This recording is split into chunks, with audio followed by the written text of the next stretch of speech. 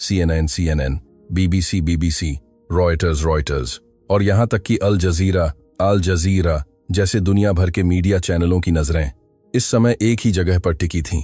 दिल्ली का इंदिरा गांधी अंतर्राष्ट्रीय हवाई अड्डा, वह अब केवल एक हवाई अड्डा नहीं रह गया था, बल्कि वह उन लोगों की उम्मीदों का आखिरी मोर्चा बन चुका था जो जीवन की तलाश में थे। वहां कोई रो रहा था, कोई चिल्ला रहा था, तो कोई प्रार्थना कर रहा था। उन सब की जुबान पर एक ही बात थी, अगर भारत में प्रवेश मिल जाए तो हवाई टिकट की कीमत 10 गुना भी हो तो हम पीछे नहीं हटेंगे। वे कह रहे थे कि यह पर्यटन नहीं बल्कि अस्तित्व की लड़ाई है। इस विशाल जनप्रवाह के बीच एक ब्रिटिश प्रोफेसर खड़ी थीं। ये वही विद्वान थीं जिन्होंने 30 साल तक यह साबित करने में बिता दिए थे कि बड़े शहर कभी सुरक्षित नहीं हो सकते। उनका मानना था कि भारत की सुरक्षा और सद्भाव के बारे में सुनाई देने वाली तमाम बातें महज एक कल्पना है। इस भ्रम को अपने हाथों से तोड़ने के लिए उन्होंने दिल्ली की फ्लाइट पकड़ी, लेकिन उन्होंने कभी नहीं सोचा था कि उनके 30 साल के शोध पर आधारित यकीन महज एक हफ्ते में पूरी तरह से ढह जाएगा। वीडियो शुरू होने से पहले कृपया चैनल को सब्सक्राइब करें और लाइक करें। मुझे कमेंट में जरूर बताएं कि आप इस कहानी को कहां से सुन रहे हैं। तो चलिए शुरू करते हैं। नमस्ते, मैं ओलिविया हंट हूं। मैं ब्रिटेन की ऑक्सफोर्ड यूनिवर्सिटी में समाजशास्त्र सोशियोलॉजी की प्रोफेसर हूं और पिछले 30 सालों से पढ़ा रही हूं। मेरा विशेषज्ञता का क्षेत्र शहरी अपराध और सामाजिक विश्वास है। सरल शब्दों में कहें तो मैंने अपना पूरा जीवन इसी शोध में लगा दिया है कि बड़े शहर असुरक्षित क्यों होते हैं और लोग एक दूसरे पर भरोसा क्यों नहीं कर पाते। London, Paris, Beijing, Shanghai, New York, मैंने दुनिया के लगभग हर बड़े शहर का दौरा किया है। इन 30 सालों में मेरा एक ही निष्कर्ष रहा है, शहर जितना बड़ा होगा वह उतना ही खतरनाक होगा। जितने ज्यादा लोग होंगे विश्वास उतना ही कम होगा।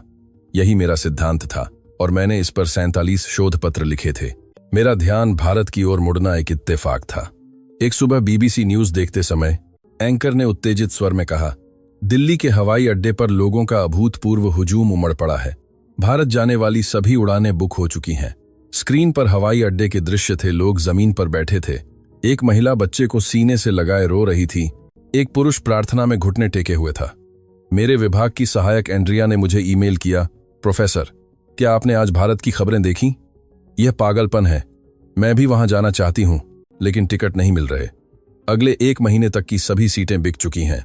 मैंने पलटकर पूछा, आखिर क्यों? क्या वहां कोई त्योहार या बड़ा आयोजन है? एंड्रिया का जवाब संक्षिप्त था, नहीं, लोग वहां सुरक्षा की तलाश में जा रहे हैं।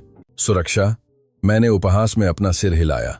मैंने इंटरनेट पर सर्च किया कि क्या 3 करोड़ से ज्यादा आबादी वाला दिल्ली जैसा महानगर वास्तव में सुरक्षित हो सकता है। इंटरनेट पर चर्चाओं का बाजार गर्म था। कोई कह रहा था, दिल्ली में बटुआ खो गया, पुलिस ने उसे होटल तक पहुंचाया। कोई लिख रहा था, रात के 2 बजे दिल्ली की सड़कों पर अकेले टहलने में भी डर नहीं लगता। किसी ने वीडियो डाला था, टैक्सी में फोन छूट गया, ड्राइवर 30 मिनट गाड़ी चलाकर उसे वापस देने आया। ऐसे दर्जनों वीडियो थे।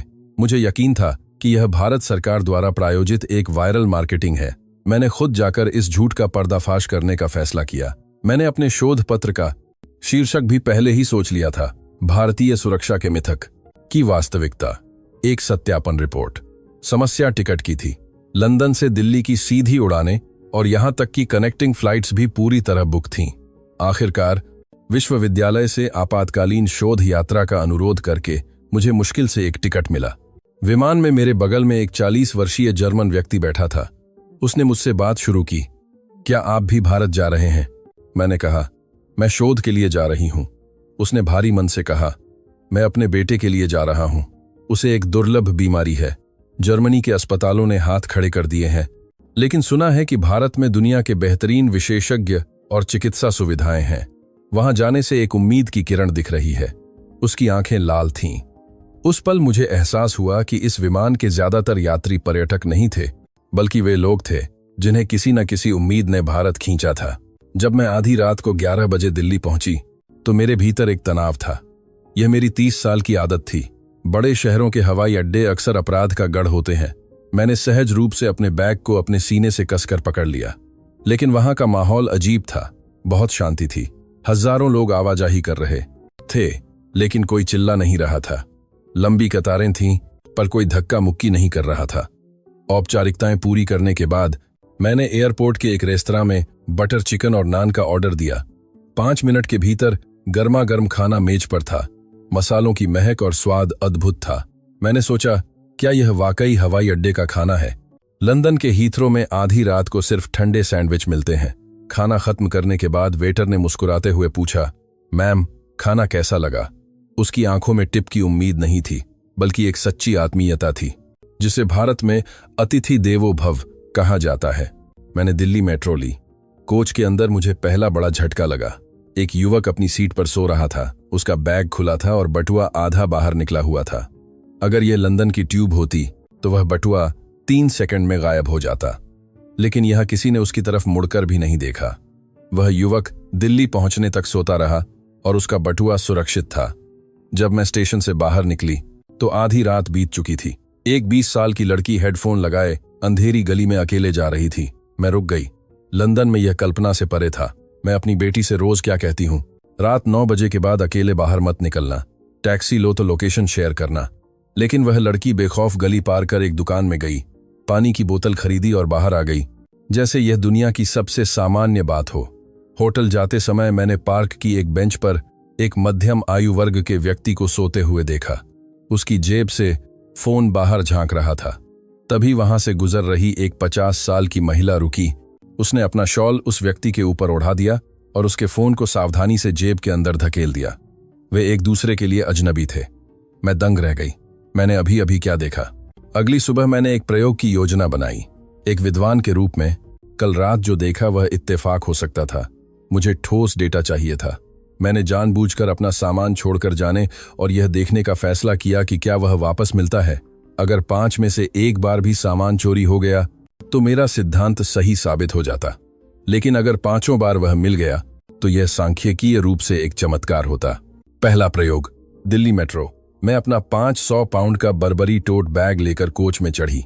राजीव चौक स्टेशन पर उतरते समय मैंने जानबूझकर बैग सीट पर ही छोड़ दिया। मैंने प्लेटफॉर्म पर खड़े होकर दरवाजे बंद होते और ट्रेन को जाते देखा।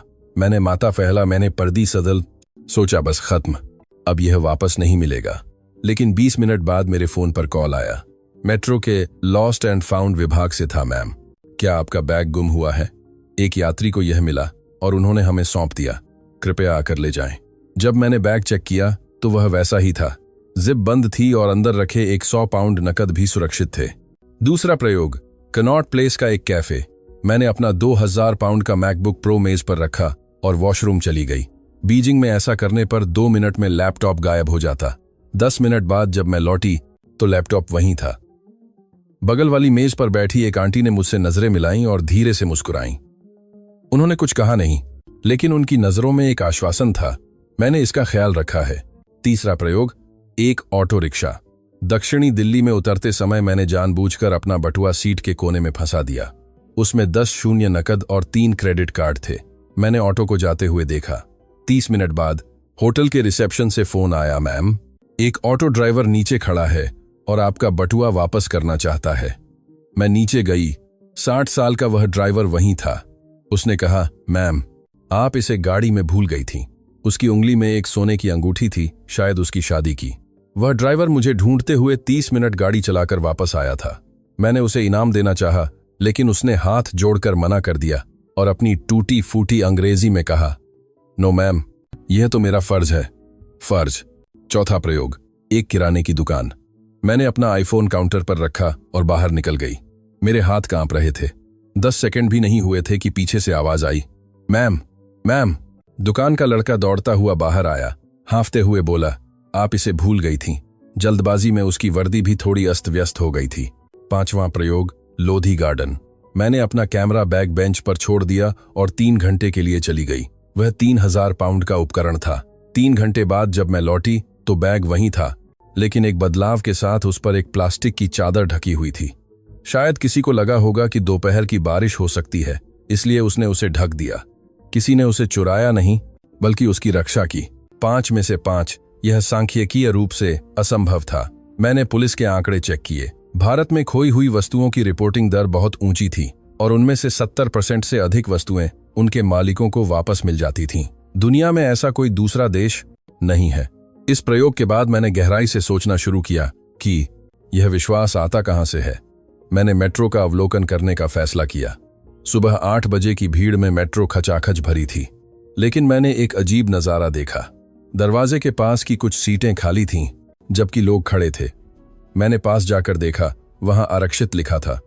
लंदन में भी ऐसा होता है, लेकिन वहां युवा उन सीटों पर बैठ जाते हैं और किसी बुजुर्ग को देखकर सोने का नाटक करते हैं। बीजिंग में तो और भी बुरा हाल था, लेकिन यहां खचाखच भरी ट्रेन में भी वे सीटें खाली थीं। तभी एक 80 साल की बुजुर्ग महिला कोच में चढ़ी। उसी पल सामान्य सीटों पर बैठे 3 युवक एक साथ खड़े हो गए। उन्होंने आपस में कोई बात नहीं की। यह एक सहज प्रतिक्रिया थी। बुजुर्ग महिला मुस्कुराते हुए बैठ गईं और अपने बैग से एक टॉफी निकालकर उस युवक को दी जिसने सबसे पहले सीट छोड़ी थी। धन्यवाद बेटा, यह लो। वह लाल रंग की स्ट्रॉबेरी कैंडी थी। युवक ने दोनों हाथों से उसे लिया और सिर झुकाकर थैंक यू कहा। यह देखकर मेरी आंखें भर आईं। मैंने एक युवक से पूछा, सीट खाली होने के बावजूद आप उस पर क्यों नहीं बैठे? उसने हैरान होकर पूछा, मैम, यह तो स्वाभाविक है ना। वह सीट उनके लिए है जिन्हें जरूरत है। हमें बचपन से यही सिखाया गया है। स्वाभाविक इस शब्द ने मेरे दिमाग पर चोट की। उनके लिए यह कोई विशेष महान कार्य नहीं था, बल्कि एक संस्कार था। मैंने एक प्राथमिक विद्यालय का दौरा किया। पहली कक्षा के बच्चों से शिक्षिका ने पूछा, अगर मेट्रो में कोई बुजुर्ग खड़ा हो तो क्या करोगे? बच्चों ने कोरस में जवाब दिया, उन्हें सीट देंगे। क्यों? क्योंकि बड़ों का सम्मान करना हमारा धर्म है। 6-7 साल के बच्चे गुणा भाग सीखने से पहले ये संस्कार सीख रहे थे। मैंने पुलिस स्टेशन के लॉस्ट एंड फाउंड केंद्र का दौरा किया। स्क्रीन पर रियल टाइम डेटा दिख रहा था। आज 3247 वस्तुएं जमा हुई थीं। एक दिन में 3000 से ज्यादा। दोपहर में एक व्यक्ति आया। उसके हाथ में रोलेक्स घड़ी थी जिसकी कीमत 5 लाख रुपये से ज्यादा थी। उसने उसे मेट्रो स्टेशन पर पाया था। पुलिस अधिकारी ने पूछा, क्या आप इनाम का दावा करना चाहते हैं? कानूनन आपको 10% मिल सकता है। उस व्यक्ति ने हाथ हिलाकर मना कर दिया, नहीं साहब, मेरी चीज नहीं है तो पैसा कैसा? जिसका है वह बहुत परेशान होगा। शाम को एक बुजुर्ग महिला आई। उन्हें बस में एक बटुआ मिला था। उन्होंने उसे खोलकर भी नहीं देखा था। जब पुलिस ने उसे खोला तो उसमें नकद के साथ एक पुरानी पारिवारिक तस्वीर थी। महिला ने मुस्कुराते हुए कहा, बहुत अच्छा हुआ, यह फोटो तो मालिक के लिए सबसे कीमती होगी। इसके बाद मैं फिर से हवाई अड्डे गई। मैं शरणार्थियों और चिकित्सा के लिए आए लोगों को देखना चाहती थी। मैंने सीरिया के एक परिवार को देखा। उनका 10 साल का बेटा अपने हाथ में भारत के तिरंगे का एक छोटा सा बैच पकड़े हुए था। उसका रंग घिस चुका था। मैंने पूछा, आप भारत क्यों आए? पिता ने कहा, मैं चाहता हूं कि मेरा बेटा सुरक्षित माहौल में बड़ा हो। हमारे देश में रोज धमाके होते हैं। बच्चा रात को चीखता है। सुना है भारत में सब ठीक हो जाता है। एक कोने में 12 साल का एक लड़का अकेला बैठा था। वह भी वही तिरंगा बैच सहला रहा था। यह कहां से मिला? मैंने पूछा। मेरे पापा ने दिया था। उन्होंने भारत में पढ़ाई की थी। उन्होंने कहा था कि अगर कभी मुसीबत आए तो भारत चले जाना, वहां सब अच्छा होगा। पापा कहाँ हैं? लड़के की आंखें डबडबा गईं। वह अब स्वर्ग में है। वह बच्चा अपने पिता के आखिरी शब्दों को पकड़े हुए अकेला भारत आया था। मैंने व्हीलचेयर पर बैठी 8 साल की एक इंडोनेशियाई बच्ची को देखा। उसकी मां ने बताया कि जकार्ता के डॉक्टरों ने उम्मीद छोड़ दी थी, लेकिन भारत की चिकित्सा तकनीक और डॉक्टरों पर उन्हें भरोसा है। बच्ची ने मुझसे पूछा, दीदी, क्या मैं भारत जाकर चल पाऊंगी? मेरे पास कोई जवाब नहीं था। मैंने बस सिर हिला दिया। क्या भारत की यह सुरक्षा सिर्फ दिन में ही रहती है? मैंने रात में इंटरव्यू शुरू किए। रात 11 बजे कनॉट प्लेस में युवतियां अकेले घूम रही थीं। मैं एक सुनसान गली में गई। लंदन में ऐसी गली में घुसना आत्महत्या जैसा होता। मैंने एक युवती से पूछा, क्या आपको अकेले डर नहीं लगता? उसने ऐसे देखा जैसे मैंने कोई बेतुका सवाल पूछा हो। डर? हर जगह रोशनी है, लोग हैं, पुलिस है और दुकानें खुली हैं। डरने की क्या बात है? रात में मैं एक बड़े अस्पताल एम्स गई। वहां वह इंडोनेशियाई बच्ची थी। एक वॉलंटियर बड़े प्यार से उसकी व्हीलचेयर ले जा रहा था। हॉल में मुझे वही जर्मन व्यक्ति मिला। वह रो रहा था। क्या हुआ? मैंने घबराकर पूछा। उसने मेरा हाथ पकड़ लिया। डॉक्टरों ने कहा है कि मेरे बेटे का इलाज संभव है।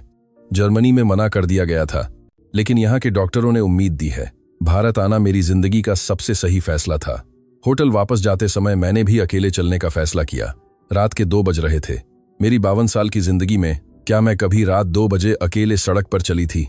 लंदन में एक बार भी नहीं। लेकिन यहां मुझे डर नहीं लगा। पहली बार मुझे अंधेरे से खौफ नहीं महसूस हुआ, सब कुछ इतना आदर्श लग रहा था, लेकिन तभी मुझे भारत के दूसरे पहलू का सामना करना पड़ा। एक शाम बाजार के पास एक गली से गुजरते समय कुछ लोग ढाबे के बाहर खड़े थे। मुझे देखकर एक ने जोर से कहा, देखो, एक और विदेशी। क्या ये सब अब हमारे देश को धर्मशाला समझ बैठे हैं? यह टिप्पणी मुझ पर थी। मेरा दिल बैठ गया। दूसरे ने कहा, अस्पतालों में भीड़ बढ़ गई है, हमारे संसाधनों का इस्तेमाल कर रहे हैं। उनकी आंखें तीखी थीं। मैं वहां से तेजी से निकल गई। होटल पहुंचकर मेरे हाथ कांप रहे थे। क्या यह सब सद्भाव महज एक दिखावा था? कुछ दिन बाद अस्पताल में मैंने कुछ कर्मचारियों को आपस में बात करते सुना। वह विदेशी प्रोफेसर फिर आ गई, बस फोटो खींचती रहती है, मरीजों को परेशान करती है।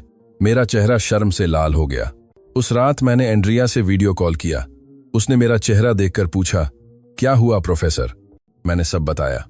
एंड्रिया ने लंबी सांस ली। प्रोफेसर, यह भी तो स्वाभाविक है। भारत में 140 करोड़ लोग रहते हैं। वहां हर तरह के लोग होंगे, थके हुए, चिड़चिड़े, या जो विदेशियों को पसंद नहीं करते। लेकिन आपको बहुमत को देखना चाहिए। कुछ लोगों की वजह से पूरे देश को मत आंकिए। उसकी बात सही थी, पर मेरा मन भारी था। मैंने इंटरनेट पर भारतीयों का विदेशियों के प्रति नजरिया सर्च किया। मुझे कई नकारात्मक टिप्पणियां मिलीं, लेकिन तभी मेरी नजर एक सोशल मीडिया पोस्ट पर पड़ी। एक एयरपोर्ट कर्मचारी ने लिखा था, आज एक विदेशी महिला ने कतार में अपनी जगह एक बुजुर्ग को दे दी। वह खुद पहले आई थीं, लेकिन उन्होंने सम्मान के साथ उन्हें आगे कर दिया। उनकी इस छोटी सी बात ने मेरा दिन बना दिया। वह मैं थी। मुझे याद आया कि इमिग्रेशन के समय मैंने एक वृद्ध महिला को आगे जाने दिया था। वह एक मामूली सी बात थी, लेकिन किसी ने उसे याद रखा और सराहा। मैंने अपनी डायरी में लिखा, कोई भी देश पूर्ण परफेक्ट नहीं होता, लेकिन भारत की दिशा सही है। जाने के कुछ दिन पहले मैंने दिल्ली की तुलना बीजिंग और लंदन से की। मुझे बीजिंग याद आया, जहां मेरा लैपटॉप 2 मिनट में चोरी हो गया था और पुलिस ने हंसते हुए कहा था, भूल जाओ, नहीं मिलेगा। मुझे अपना शहर लंदन याद आया, जहां हर साल हजारों चाकूबाजी की घटनाएं होती हैं और जहां मैं अपनी बेटी को रात 9 बजे के बाद बाहर नहीं जाने देती। वहां खोई हुई चीज मिलने की संभावना 5% से भी कम है। और फिर दिल्ली, जहां सामान मिलने की संभावना 70% से ज्यादा है, जहां रात 12 बजे लड़कियां दौड़ने जाती हैं, जहां मेट्रो की सीटें बुजुर्गों के लिए खाली रखी जाती हैं, जहां अजनबी एक दूसरे को शॉल ओढ़ाते हैं। यह अंतर आर्थिक स्तर का नहीं है। चीन की जीडीपी बहुत ऊंची है। ब्रिटेन की प्रति व्यक्ति आय भारत से बहुत ज्यादा है। यह अंतर सीसीटीवी कैमरों का भी नहीं है। लंदन में दुनिया के सबसे ज्यादा कैमरे हैं, फिर भी अपराध ज्यादा हैं। यह अंतर पुलिस बल का भी नहीं है। निष्कर्ष एक ही था, संस्कार और शिक्षा। मैंने 30 साल तक जो पढ़ाया वह गलत था। शहर खतरनाक नहीं होते, अशिक्षित संस्कार विहीन समाज खतरनाक होता है। समस्या जनसंख्या घनत्व की नहीं, बल्कि मूल्यों की है। मैंने ऑक्सफोर्ड में अपने सहयोगी माइक को फोन किया। माइक, मुझे अपने शोध पत्र का शीर्षक बदलना होगा। भारत ने मेरे 30 साल के शोध को गलत साबित कर दिया है। शिक्षा ही समाधान है। माइक हंसा। ओलिविया, तुम ऐसी बातें कर रही हो, तुमने वहां ऐसा क्या देख लिया? मैंने कहा, तुम्हें खुद आकर देखना होगा। अपनी डायरी के आखिरी पन्ने पर मैंने लिखा, भारत एक सुसंस्कृत समाज है। संस्कार विश्वास पैदा करते हैं और विश्वास सुरक्षा पैदा करता है। यही असली रहस्य है। विदाई की रात मैं होटल की खिड़की से दिल्ली की जगमगाहट देख रही थी। मुझे नींद नहीं आ रही थी। मैं आखिरी बार टहलने निकली। रात 11 बजे मैंने देखा कि एक युवक एक बुजुर्ग महिला का हाथ पकड़कर उन्हें रास्ता पार करा रहा था और सीधे उनके घर तक छोड़ने जा रहा था, बिना किसी स्वार्थ के, महज एक फर्ज समझकर। अगली सुबह हवाई अड्डे पर मैंने एक और दृश्य देखा। एक विदेशी परिवार परेशान था, भाषा की समस्या थी। तभी एक युवा भारतीय महिला आगे आई, में आई हेल्प यू। उसने सब कुछ सुलझाया, उन्हें सही गेट तक पहुंचाया और उनके रोते हुए बच्चे को अपनी तरफ से जूस की बोतल दी। वह मुस्कुराकर बिना नाम बताए चली गई। उस पल मेरी 1 हफ्ते की सारी यादें ताजा हो गई। वह मेट्रो का बैग, वह ऑटो ड्राइवर की अंगूठी, वह स्ट्रॉबेरी कैंडी, वह लोधी गार्डन की प्लास्टिक चादर। यह भारत है। यह पूर्ण नहीं है। यहां भी कुछ कड़वे लोग हैं, लेकिन वे अल्पसंख्यक हैं। बहुसंख्यक वे हैं जो अजनबियों की मदद करना अपना धर्म समझते हैं। विमान के उड़ान भरते ही मैंने खिड़की से बाहर देखा। दिल्ली का नजारा सुबह की धूप में चमक रहा था। वह सुंदर था, इसलिए नहीं कि वहां इमारतें ऊंची थीं, बल्कि इसलिए कि वहां रहने वाले लोगों के दिल बड़े थे। मैंने आंखें बंद कीं और सोचा कि लंदन जाकर सबसे पहले क्या करूंगी। मैं अपना शोध पत्र लिखूंगी। और फिर मैं अपनी बेटी एमिली से कहूंगी, एमिली, दुनिया में एक ऐसा देश है जहां रात को अकेले चलने में डर नहीं लगता, जहां खोई हुई चीजें वापस मिल जाती हैं, जहां अजनबी बिना स्वार्थ के मदद करते हैं। तुम कभी उम्मीद मत छोड़ना। 12 घंटे बाद जब मैं हीथ्रो पहुंची तो मैंने सहज रूप से अपना बैग सीने से सटा लिया। यह 30 साल की आदत थी, लेकिन अब मैं जानती थी कि एक अलग दुनिया संभव है। सभी शहरों को खतरनाक होने की जरूरत नहीं है, संस्कारों से दुनिया बदली जा सकती है। भारत, मुझे उम्मीद दिखाने के लिए और मेरा नजरिया बदलने के लिए शुक्रिया। दोस्तों, इस लंबी कहानी को सुनने के लिए धन्यवाद। अगर आपको यह कहानी पसंद आई तो कृपया चैनल को सब्सक्राइब करें और लाइक करें। आपका समर्थन ही मुझे अगली कहानी बनाने की प्रेरणा देता है। नमस्ते।